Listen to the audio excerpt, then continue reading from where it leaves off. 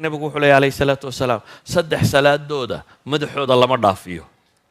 rajulun ama qowman wahum lahu kaarihiin buu nabigu yidhi.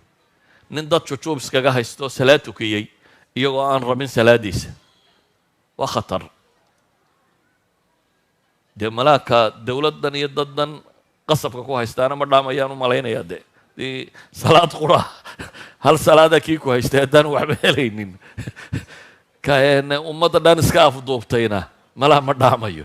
laakiin xadiidka naskiisu wuxuu sheegayaa man ama qowman wahum lahu kaarihuun, ninka dad imaam u noqda iyagoo neceb oo aan rabin. walidalik a'imada masaajidda iyo ragga masaajidda tukiya waxaa fiican inuu qulubta dadka ilaaliyo oo dadku qof ay raalli ka yihiin inuu noqdo maxay qofka dadka tukinaya, oo masaajidka inaan lagu haysaninun maxaa qorsakaarmee tidhaahdaa maxaa tidhahdaa inaanu iska afduubanine inay muslimku wada socdaan, qulubtu inay wada socotaaba ka muhiimsan waxa kaloo dhan.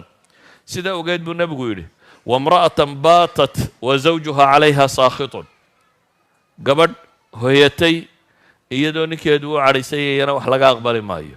idan dumarka muslimiinta waxa saaran inay isku dayaan zawjkeeda inay raali geliso. wamra'atan casat zawjaha xataa tarjicna xadiid kale sheegayay. ka saddexaad waxa uu nebigu sheegay calayhi salaatu wassalaam, ka saddexaad waxa uu nebigu sheegay waa akhawaani mutasaarimaan, laba walaalo oo kala iska laalaada.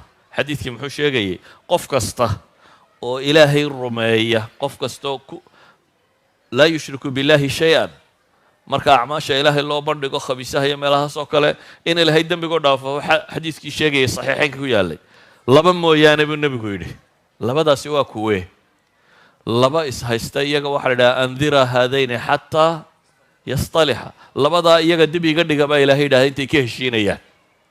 idan akhwaan mutasaarimaan, haddaynu isu wada cadhaysanno iska laalaadno cibaadada inaga xumaanaysa.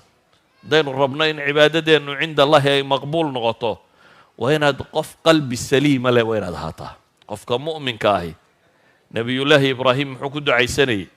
aakhiro wuxuu weydiisanayey qalbigiisa in alla ka dhiga maxay? qalbi caafimaad qaba.